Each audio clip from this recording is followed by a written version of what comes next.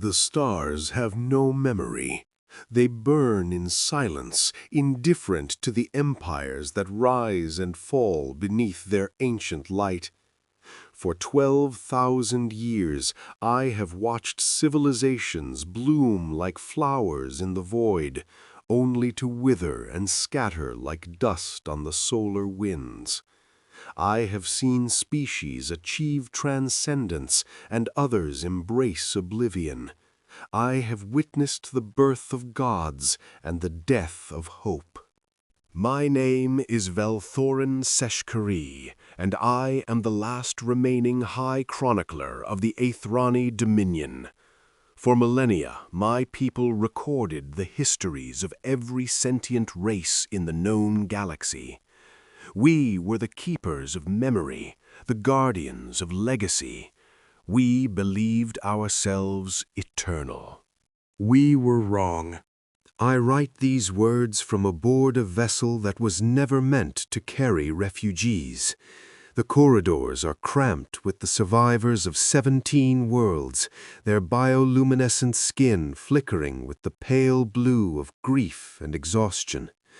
Children who will never see their birth planets again sleep in the arms of parents who have lost everything. The air recyclers strain against the burden of too many lungs, and the food synthesizers ration nutrients that grow more meager with each passing cycle. 3 standard months ago, the Aethrani Dominion commanded respect across 4 spiral arms.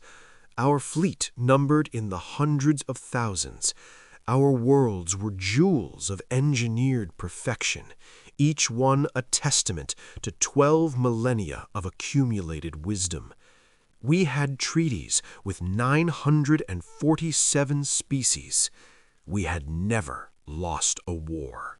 Now we are refugees, fleeing toward a world that our council once dismissed as irrelevant. A world so young that its dominant species had not yet left their own solar system when my grandmother's grandmother first took her oath as chronicler. Earth. The humans call their world Earth, a name that translates roughly to soil or ground in their dominant tongue. When we first catalogued them 2 centuries ago, our xenoanthropologists were puzzled by the simplicity of it. Most species name their homeworld something grand, cradle of the eternal flame or jewel of the cosmic dawn. The humans simply called theirs dirt. We should have paid more attention to what that said about them. I remember the council session when humanity's file was first presented. I was young then, barely 4 centuries old, serving as a junior recorder in the great domed chamber of the High Assembly. Ambassador Kethvorian, who would later perish in the first wave of the harrowing, had displayed the human data with what I now recognize was poorly concealed amusement. "They have achieved faster than light travel," he announced, his twin vocal membranes harmonizing in the formal register of official proceedings. Primitive warp-fold technology. Approximately 200 years behind the Dominion's current capabilities. The Council had murmured with polite disinterest. Species achieved FTL travel every few decades somewhere in the galaxy. It was noteworthy, but hardly remarkable. "Their biology is unusual," Kethvorian continued, and here his tone shifted to something approaching wonder.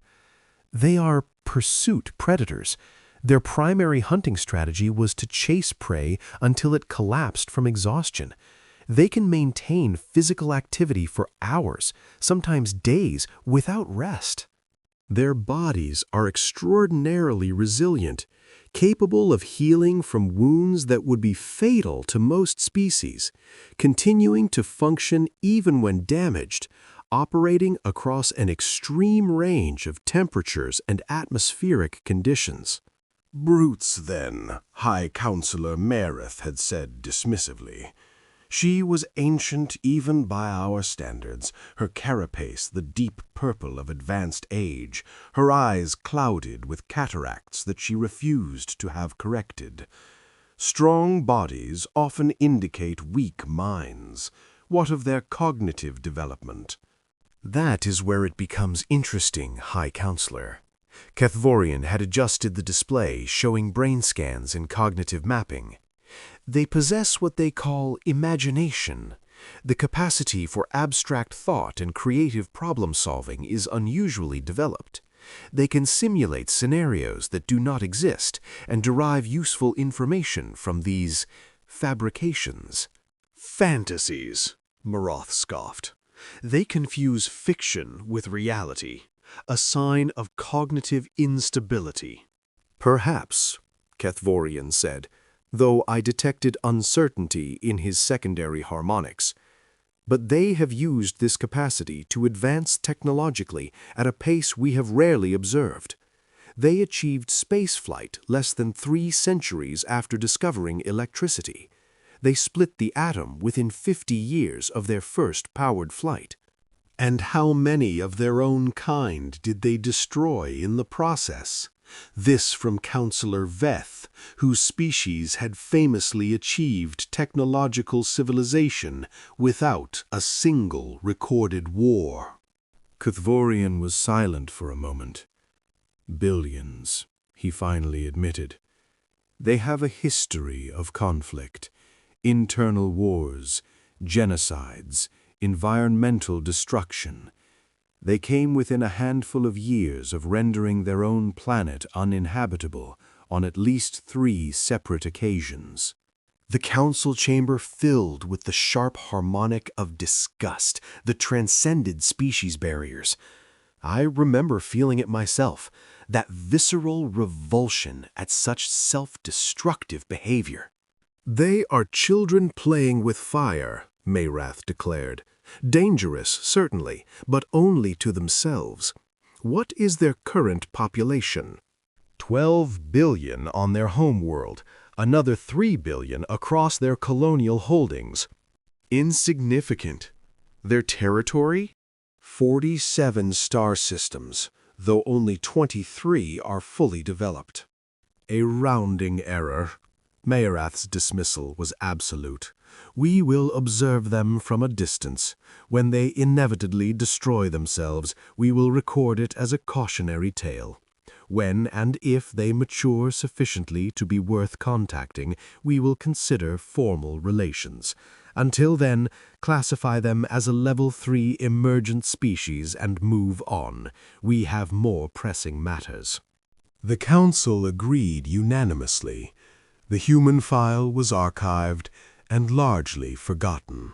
That was 200 years ago. I have thought of that session often in recent weeks, as the harrowing has stripped away everything we once believed about our place in the universe. I have wondered what might have been different if we had looked closer, if we had asked different questions, if we had not been so certain of our own superiority. But such thoughts are the luxury of those who have time for regret. I do not. The harrowing came without warning. The Kethvori were the first to fall, or rather the first whose fall we witnessed. They were our allies, their crystalline bodies and harmonic communication systems making them natural partners for our own species. Their homeworld, Kethvor Prime, was a marvel of bioengineered architecture, every structure grown rather than built, living crystal singing in perpetual harmony with its inhabitants. It burned for 3 days.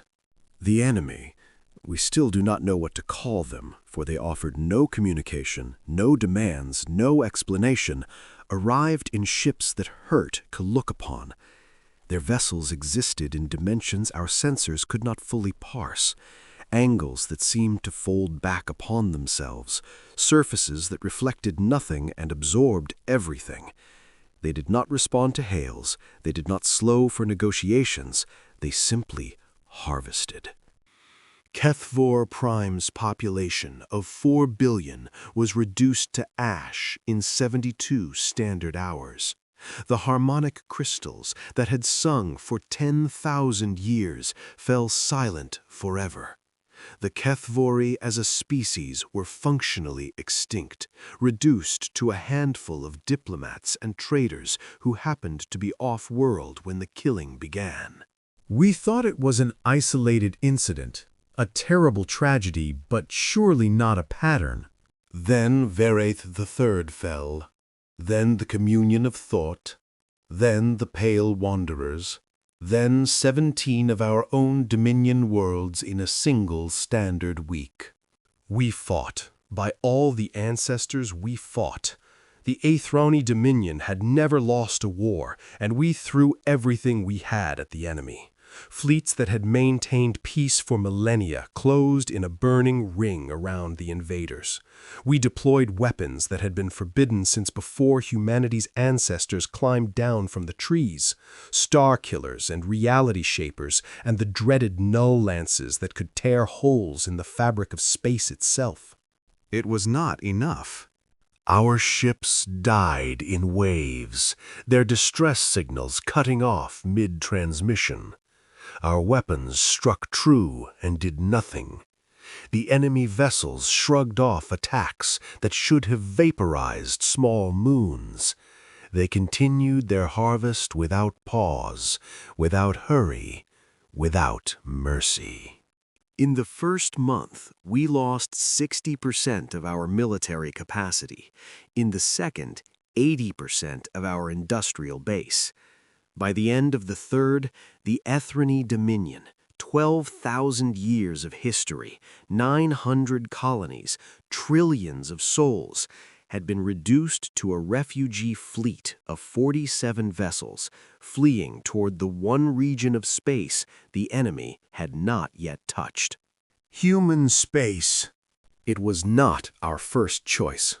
We had sent envoys to every major power in the known galaxy, begging for assistance, offering whatever we had left in exchange for protection.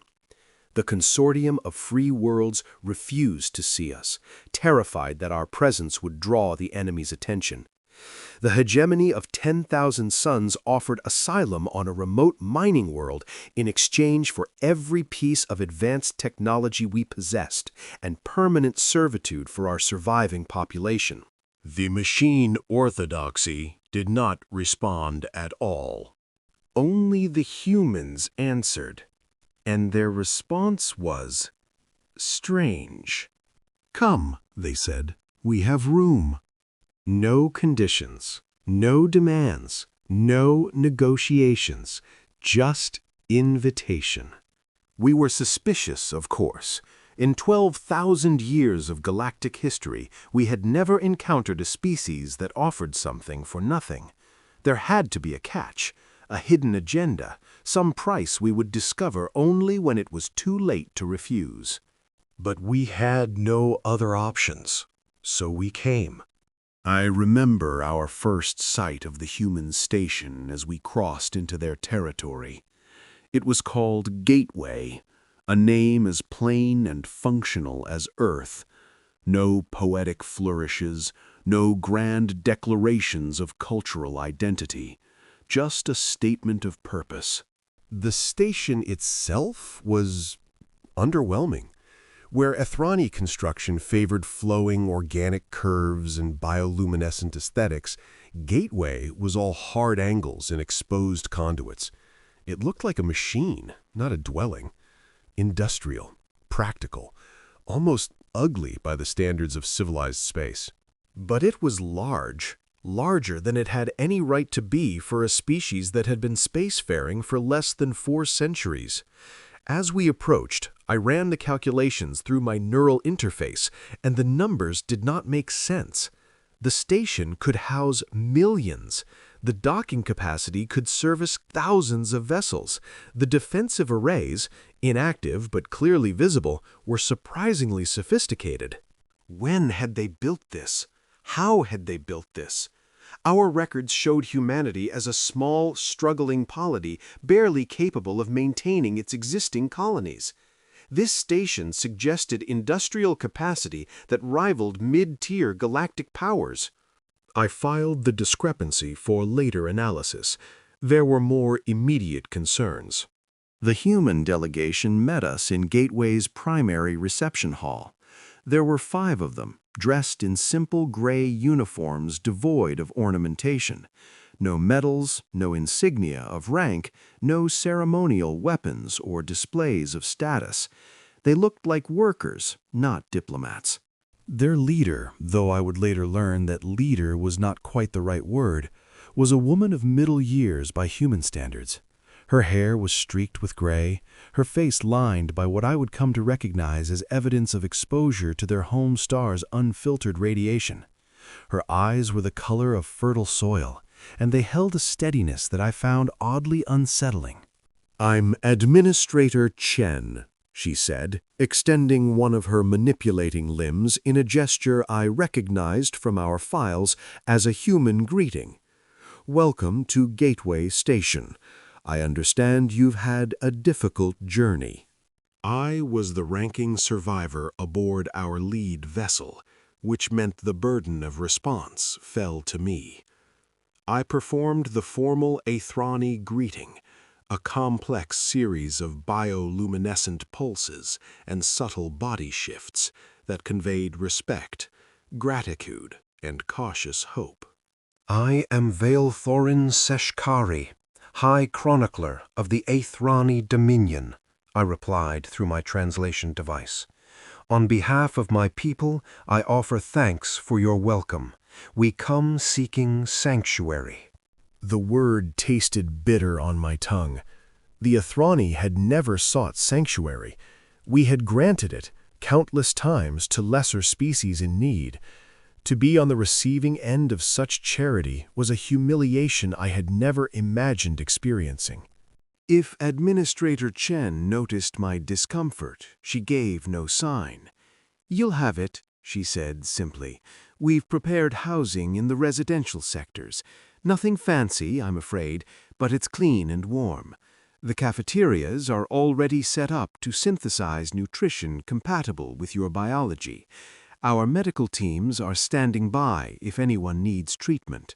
She spoke as if this were normal, as if welcoming 47 ships of desperate refugees was simply another item on her daily schedule. There was no ceremony, no formal acknowledgement of the historic nature of this moment, the ancient Athrani Dominion, humbled and broken, seeking aid from a species we had once dismissed as primitive.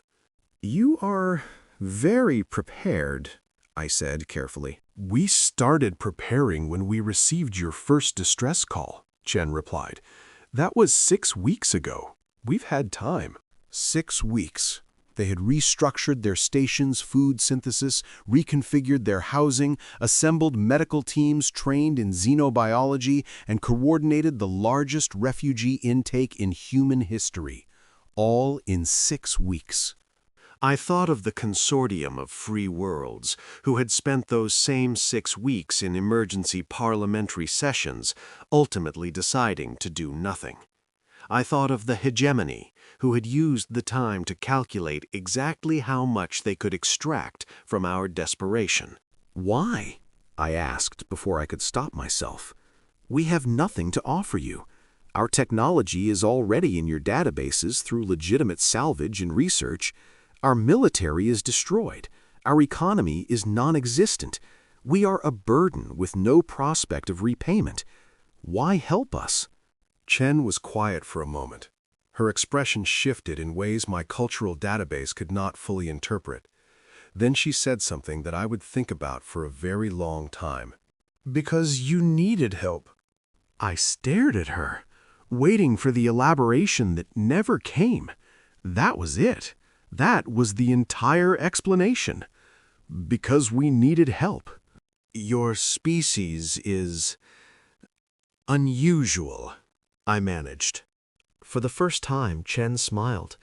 It was a strange expression, the baring of teeth that would be a threat display in many species, but somehow conveyed warmth in humans. "We know," she said. "Let me show you to your quarters." The following days were a blur of logistics and grief. My people settled into their new accommodations, which were indeed plain but serviceable.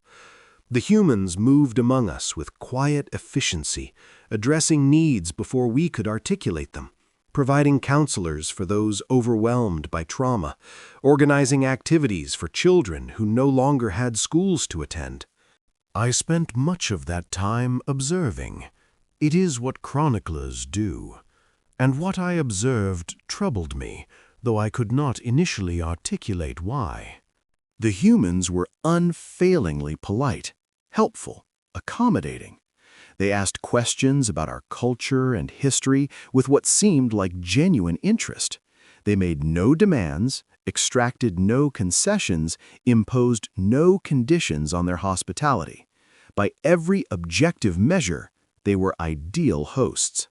But there was something beneath the surface, something I glimpsed in unguarded moments, in the way their security personnel moved through the corridors, in the efficient coordination of their supply chains, in the quiet conversations that stopped when Ethrani approached. They were watching us, studying us, just as I was studying them. And they were waiting for something. The answer came on our 8th day at Gateway, in a conversation I will never forget. I had been granted access to the station's observation deck, a vast, transparent dome that offered unobstructed views of the stars. It was late in the station's night cycle, and I had expected to be alone. Instead, I found a human male standing at the viewport, his hands clasped behind his back in a posture I had come to associate with their military personnel. He was old, older than Administrator Chen, his skin weathered and scarred in ways that spoke of a hard life. His eyes were pale blue, almost colorless, and when he turned to acknowledge my presence, I saw no hostility in them, but no warmth either, just assessment. "Chronicler Seshkari," he said. "I'm Admiral Marcus Webb. I've been hoping we might speak." Admiral, a military rank. I felt my carapace shift subtly, a defensive response I could not entirely suppress. Admiral Webb. I was not aware that Gateway had a military presence. It doesn't, officially. I'm here in an advisory capacity. He turned back to the viewport, and something in his posture suggested he was choosing his next words carefully. Beautiful, aren't they? The stars. Hard to believe that so much death can hide behind something so peaceful. "You know of the enemy," I said. It was not a question. "We know enough. Your survivors have been generous with information, the ones who can bear to speak of it." Webb's voice was quiet, controlled.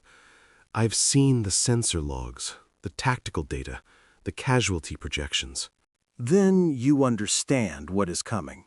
Yes. I waited for more, for panic, for denial, for the desperate bargaining that always came when species first grasped the scale of the threat.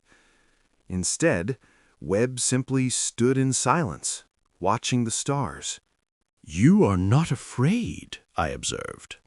"I didn't say that." Webb glanced at me, and for a moment I saw something flicker in those pale eyes. Fear is useful. It keeps you sharp. The trick is not letting it make decisions for you. "Your species has no experience with threats of this magnitude," I said, and I heard a note of condescension in my own voice that I immediately regretted. Old habits. The Ethrani Dominion commanded fleets beyond counting. We had weapons that could shatter worlds. We had 12,000 years of military development. It was not enough. What can humanity possibly hope to— "Did you know," Webb interrupted gently, "that humans nearly went extinct 70,000 years ago?" The non sequitur caught me off guard. I was not aware of this. A supervolcanic eruption, Toba it's called now. It blacked out the sun for years, triggered a global winter, destroyed the food chain. Our ancestors, there may have been as few as 10,000 left, maybe fewer. a breeding population so small that extinction was all but certain. He paused, still watching the stars. We survived. Not through technology. We barely had fire. Not through intelligence. We weren't much smarter than the other animals dying around us.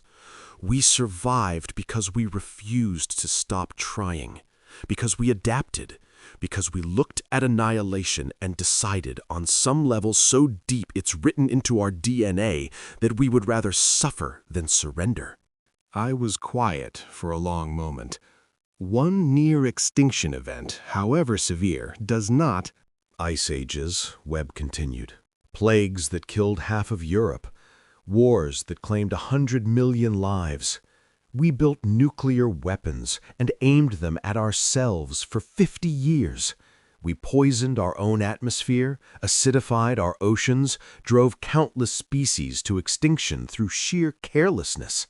Every generation of humans has faced something that could have ended us. Every generation found a way through. With respect, Admiral, the enemy you now face is not comparable to volcanic eruptions or primitive conflicts. They have destroyed civilizations far older and more powerful than humanity. They do not negotiate. They do not pause. They simply harvest. Yes, I've read the reports. Webb finally turned to face me fully. Tell me, Chronicler, in all your 12,000 years of records, all those hundreds of civilizations you've documented, how many of them were still growing when the enemy found them? The question puzzled me. I do not understand. Growth, expansion, innovation. When the Kethfori were attacked, they had been stable for 6,000 years. Their technology hadn't fundamentally changed in millennia. Same with the communion of thought. Same with the Pale Wanderers. Same with the Aethrani. His voice was soft, but each word landed like a precision strike.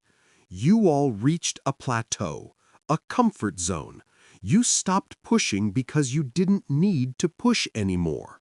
I wanted to protest, but the words caught in my throat. He was not wrong.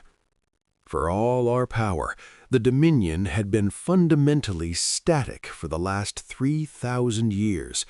We had refined existing technologies rather than developing new ones. We had managed our territory rather than expanding it.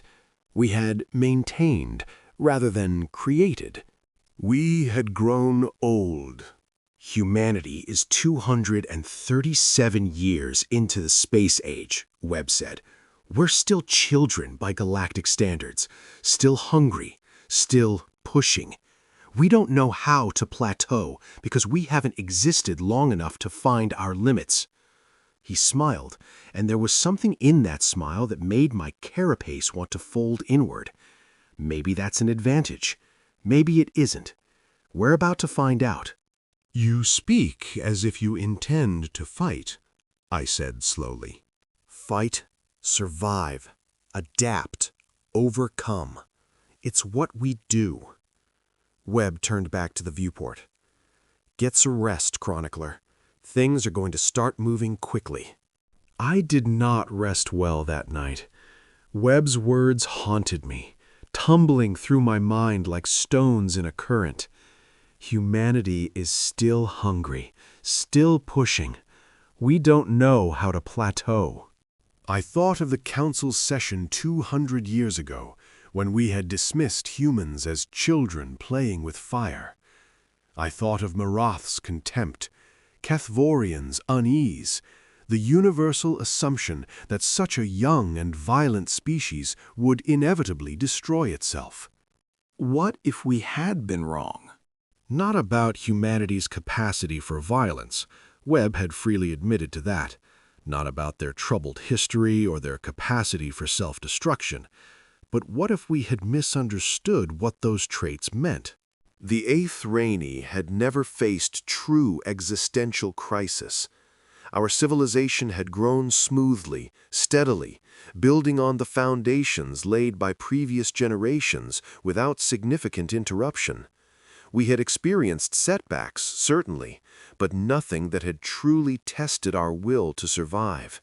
Humans had been tested constantly, and they were still here.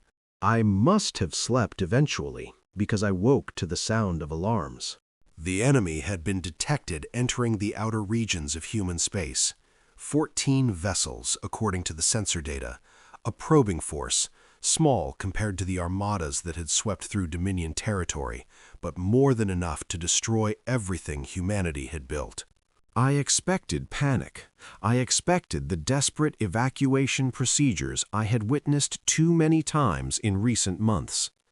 I expected humans to finally understand what the rest of the galaxy already knew, that resistance was futile, that survival meant flight, that their only hope was to run and hide and pray the enemy's attention turned elsewhere. Instead, I witnessed something I still struggle to describe. The humans mobilized, not in chaos, not in desperation, but with a terrible, calm efficiency that made my blood run cold. Within minutes of the alarm, Gateway Station transformed from a refugee shelter into a military command center. The corridors that had been filled with aid workers were suddenly populated by armed personnel moving with purposeful urgency. Screens that had displayed welcome messages now showed tactical readouts and force deployments. And the numbers on those screens did not make sense. "This is impossible," I breathed, staring at the fleet disposition that Administrator Chen, who I was beginning to suspect was far more than a station administrator, had allowed me to observe.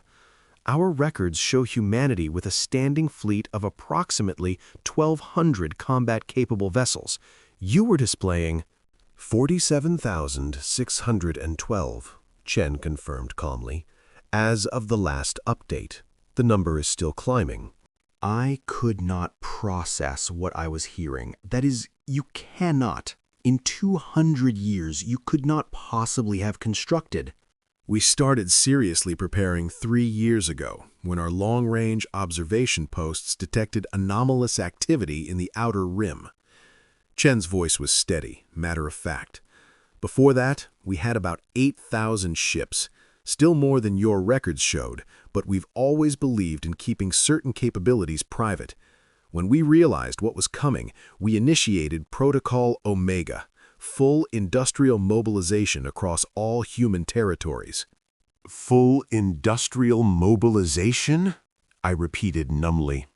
Every factory, every orbital facility, every shipyard, running at maximum capacity, around the clock, for 3 years. Citizens have been working double shifts, triple shifts. Sleep is optional. Comfort is optional. Survival isn't. She looked at me with those soil-colored eyes, and I saw something in them that I recognized from my own reflection. Exhaustion, determination, and beneath it, a fear so controlled it was almost invisible. We knew this was coming, Chronicler. We've been watching the enemy's advance for years, tracking their patterns, analyzing their capabilities. We knew that eventually they would reach us, and we knew that when they did, we would have one chance, exactly one, to prove that humanity deserves to exist.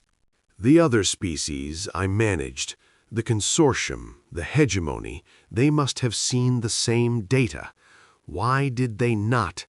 Because they're old. The voice came from behind me, and I turned to find Admiral Webb entering the command center. He looked different now, transformed by the crisis, sharper, more focused, as if the alarm had burned away everything unnecessary. Old civilizations grow comfortable. They calculate odds, weigh risks, look for ways to avoid conflict rather than win it. They've forgotten what it feels like to have your back against the wall with nowhere to run. And humanity has not forgotten? Humanity has never not had its back against the wall. Webb took his position at the central command console, his fingers moving across controls with practiced ease. We're a species that clawed its way up from prey animals. We've been fighting for survival since before we had language. It's who we are." He looked up, and for a moment our eyes met. The enemy destroyed the Dominion because the Dominion had forgotten how to fight for its life. You'd grown used to winning, so you didn't know what to do when winning wasn't an option. You tried to stand your ground, fight by the rules, preserve what you could. What would you have done differently? Webb smiled grimly. Everything. When survival is at stake, there are no rules. There are no boundaries. There is only victory or extinction. And humanity has always chosen victory, no matter the cost. The next hours were a masterclass in controlled chaos. I watched from my assigned observation post as the human military machine shifted into high gear, and with each passing minute, my understanding of this species was forcibly revised. They did not fight like the Ithrani. There was no elegant coordination, no beautiful geometric fleet formations, no adherence to the established doctrines of galactic warfare. Human tactics were messy, adaptive, constantly changing. Units that had been assigned to one sector would suddenly redirect to another. Ships that should have been holding position would launch into aggressive strikes. The entire battle plan seemed to exist in a state of perpetual flux. And it worked. The enemy's probing force entered the outer system expecting to meet the same kind of resistance they had encountered everywhere else, organized, predictable, ultimately futile.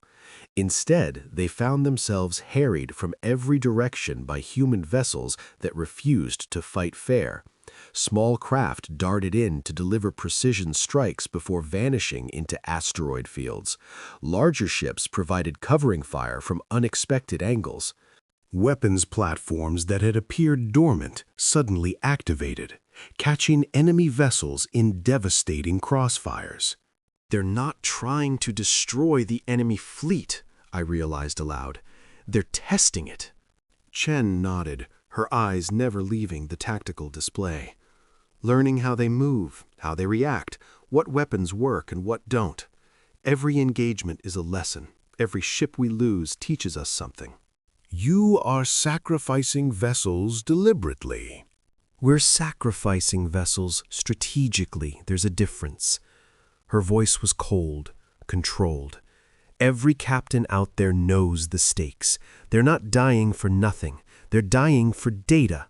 Data we'll use to kill more of the enemy. I thought of the Ithrani fleets that had thrown themselves at the enemy in desperate last stands, fighting to preserve honor and tradition even as they were annihilated. We had died bravely, gloriously, in accordance with 12,000 years of military doctrine. The humans were dying efficiently, and somehow that was far more terrifying. The first engagement lasted 6 hours. When it was over, the enemy's probing force had been reduced by 4 vessels, the first confirmed kills in the entire war. Human losses were significant, over 200 ships destroyed, another 100 damaged beyond immediate repair. But the ratio was unprecedented. No other species had managed to destroy even one of the enemy's vessels. And the humans were not celebrating. That was the easy part, Webb said, as the tactical displays updated with new data. They'll be back. More of them. Faster than before. How do you know? Because that's what we would do. He turned to face me, and I saw a terrible understanding in his eyes. We've been studying the enemy's patterns, Chronicler, their behavior, their tactics, their psychology, if they have psychology. And we've noticed something interesting. They fight like we do. I do not understand. Relentless aggression, adaptive strategies, willingness to take losses in exchange for victory. Whatever they are, they're apex predators, same as us. They've just had longer to evolve. His jaw tightened. That's why they're so dangerous. That's also why we have a chance. For the first time, they're fighting something that thinks like they do. The second wave came within a day. 47 vessels, more than 3 times the initial force. They came in fast and hard, targeting the industrial platforms in the outer system, seeking to cripple humanity's production capacity before it could pose a real threat. They found the platforms defended by 6,000 human ships that had been positioned specifically to intercept this exact attack. "You predicted this," I said, watching the battle unfold with something approaching awe. "You knew where they would strike." "We gamed out every possible scenario," Chen replied. "The enemy is powerful, but they're not unpredictable. They follow logical patterns, identify threats, neutralize production capacity, eliminate defensive infrastructure. It's what any rational military would do." And you used that logic against them. We let them see what they expected to see. A young species, desperately trying to defend its industrial base, committing forces to protect obvious targets. She smiled, and there was no warmth in it.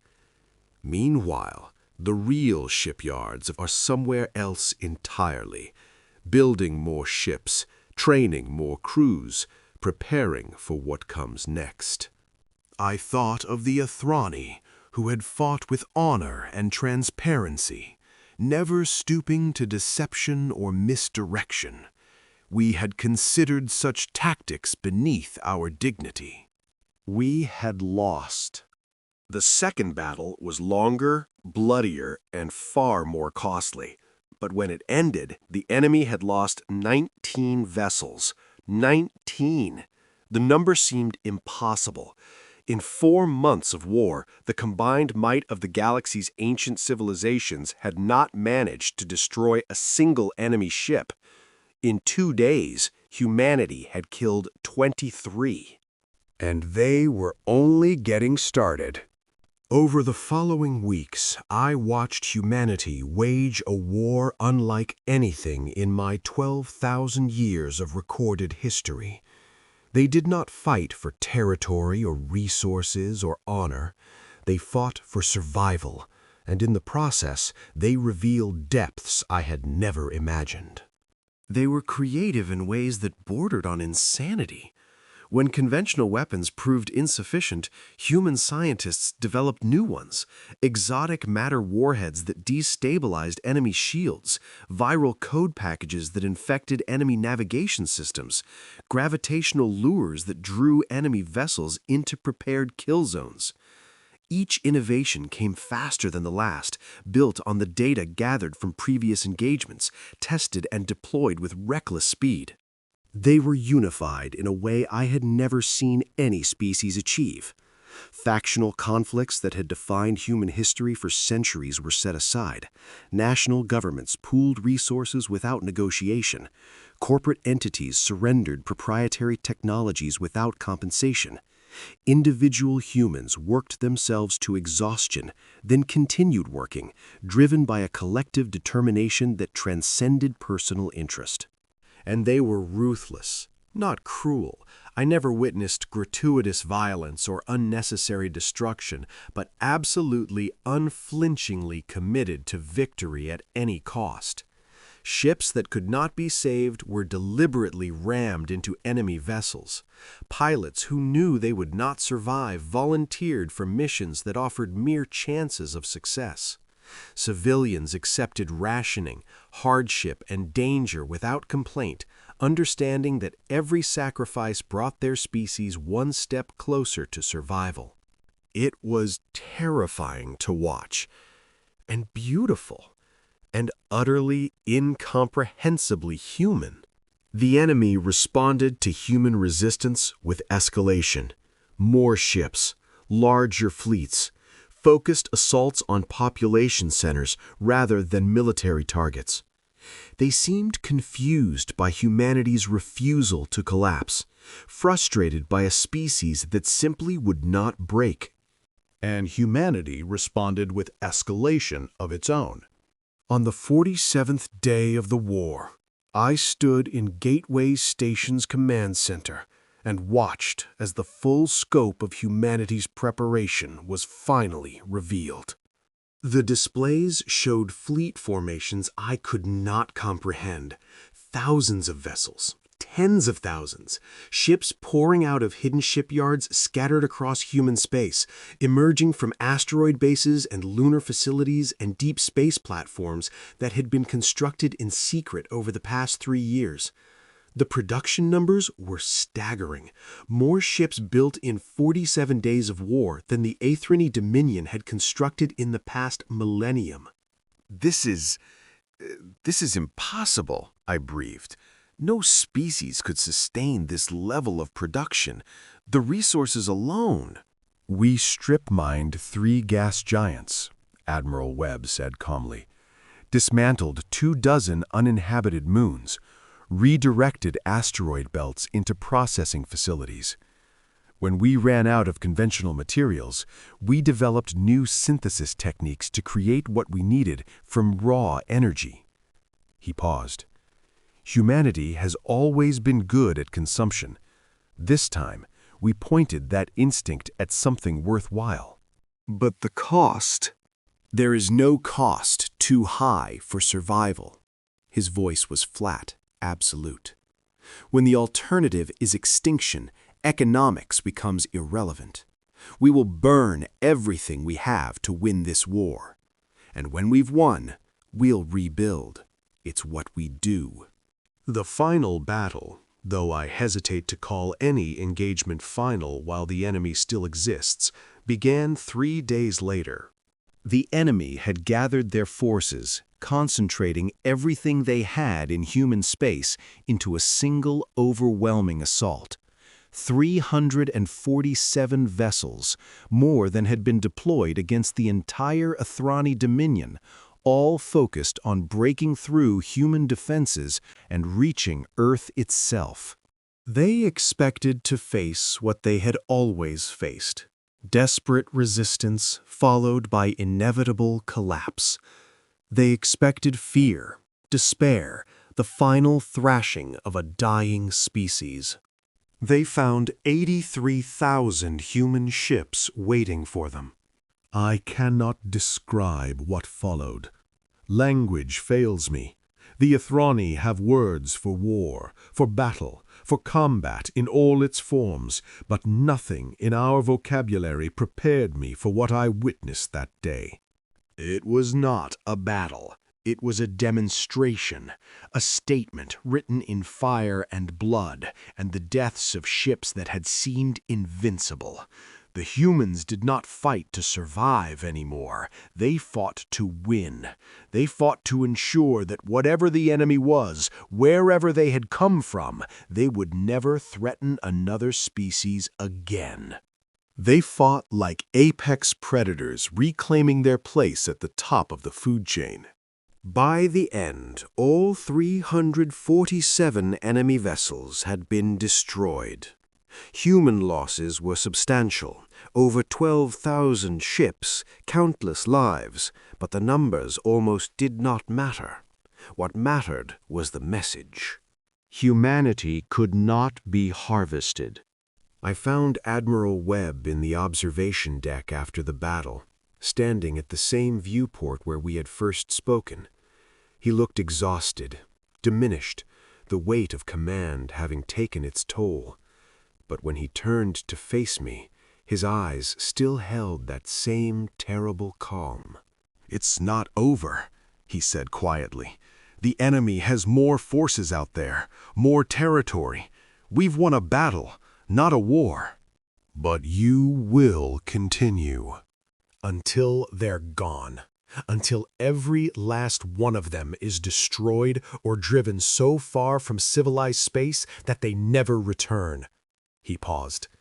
The galaxy is going to have to learn to live with that. With us. "The other species will be afraid," I said. "You have revealed capabilities that none of them suspected, power that rivals the ancient civilizations. They will wonder if humanity will become the next threat." Maybe. Webb smiled faintly. But fear isn't always a bad thing. Sometimes it encourages good behavior. The smile faded. "Tell me, chronicler, In all your 12,000 years of records, did the A3E ever use your power to conquer, to enslave, to destroy those who could not defend themselves? I considered the question carefully. No, I admitted. We saw ourselves as guardians, protectors. We believed that power carried responsibility. So do we. Webb turned back to the stars. The difference is that we're not afraid to use it when we have to. We're not too civilized to fight dirty, too enlightened to get our hands bloody. We do what needs to be done, and then we live with the consequences. And if the other species cannot accept that, if they see you as a threat to be contained rather than an ally to be welcomed, then they're welcome to try containing us. His voice was quiet, but something in it made my carapace want to retract. We've proven we can fight. What we'd rather do is build, help other species rebuild what they've lost, share what we've learned, make sure nothing like the harrowing ever happens again. He glanced at me, but we'll only do that if they're willing to meet us as equals, not as children to be guided, not as pets to be domesticated. Equals. After 200 years of dismissal? After centuries of being treated as primitives? We don't hold grudges. Much. Another faint smile. Humanity has a short memory for insults and a long memory for kindness. The Athrani came to us when no one else would help. We won't forget that. I stood there for a long moment, watching the stars with this strange, terrifying, wonderful species representative. The same stars that had burned with such indifference while civilizations rose and fell beneath their light. The Council was wrong about you, I said finally. We saw a young species, violent and unstable, and we assumed you would destroy yourselves. We did not understand. Understand what?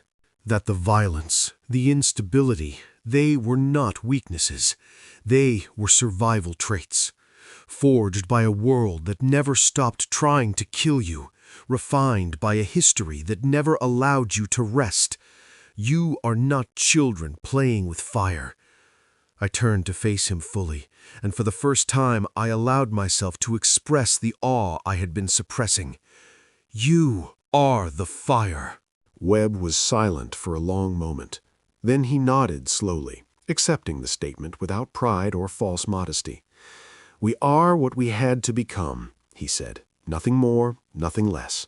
I record these words now as the highest duty of my office, the final chronicle of the Athrani Dominion, and the first chronicle of a new age. The Council mocked Earth 200 years ago.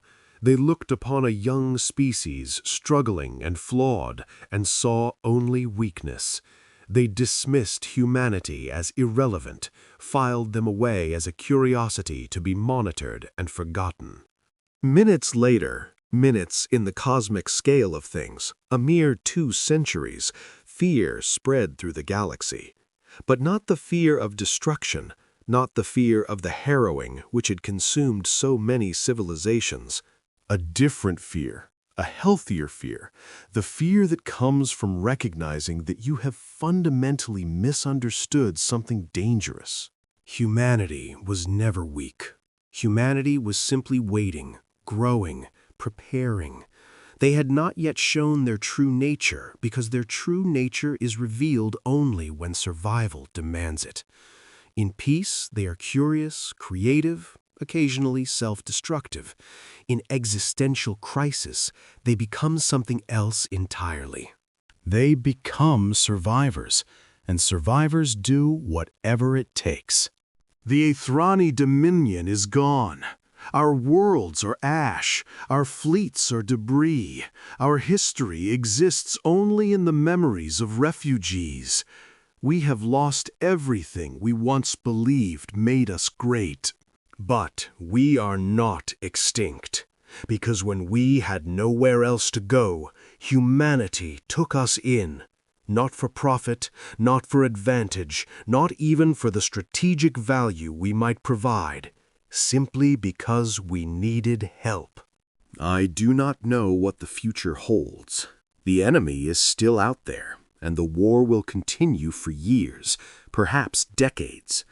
The galaxy will have to adjust to a new reality, one in which humanity is not a curiosity to be dismissed, but a power to be reckoned with.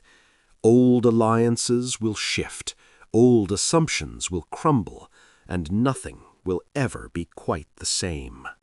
But I know this: when the history of this era is written, it will not be the Ethrani who write it.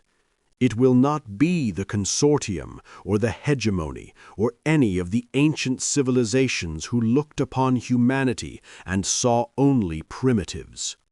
It will be the humans, because they survived, because they refused to give up, because when the universe tried to break them, they simply became stronger. The stars have no memory, but humanity does, and they will remember everything. This is the chronicle of Vale Thorin Seshkari, last High Chronicler of the Athrani Dominion, written in the shadow of a species we once mocked and now stand in awe of. May whatever gods exist have mercy on anyone foolish enough to threaten them again. Because humanity will not.